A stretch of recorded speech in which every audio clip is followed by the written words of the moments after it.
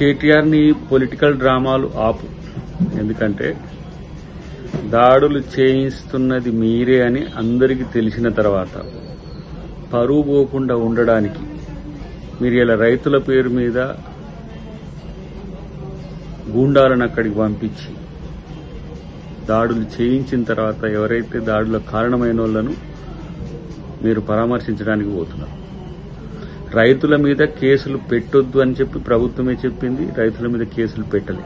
ఎవరైతే నీ రౌడీ మూకలు ఉంటారో, ఎవరైతే దాడులకు ఉరిగొల్పినరో, ఎవరైతే దాడులకు పూనుకున్నారో వాళ్లకు సంబంధించిన వాళ్లే ఇవాళ కేసుల పాలవుతున్నారు. ఈరోజు ఏ రకమైన రాజకీయాలు ఈ రాష్ట్రంలో మీరు తేవాలనుకుంటున్నారో వాటికి చరమగీతం ప్రజలు పాడుతారు. అది గుర్తుపెట్టుకోండి. ఇంకా పవర్ కోసం పాకులాడడము, పవర్ కోసం రాజకీయంగా దిగజారడం అనేది మంచి పద్ధతి కాదు. ఇది తెలంగాణ సమాజం మీ వల్ల ఎలా తలదించుకునే పరిస్థితి వచ్చింది.